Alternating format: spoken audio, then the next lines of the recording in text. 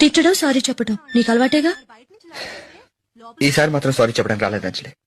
మరి ఆ రోజు నా కోపానికి ఒక కారణం ఉందని చెప్పడానికి వచ్చాను. మరి భోజనాల సంగతి ఏం చేద్దామండి?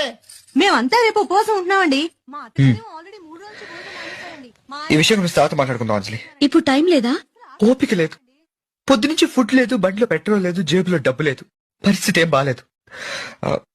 నువ్వు ఒక 1000 ఉంటే అడ్జస్ట్ చేస్తే నీకు హైదరాబాద్ వెళ్ళగానే ఇచ్చేస్తాను. ప్రామిస్. నా కోసం ఇంత కష్టపడి అన్నవరం వస్తే నీ ప్రేమని డబ్బుతో వెలకట్టమంటావా రిషి? చూకేస్తే నవ్వే ఓపిక కూడా లేదు. ఒక్కసారి అని చూడు. మేము ప్రతి సంవత్సరం ఇక్కడికి వస్తామండి.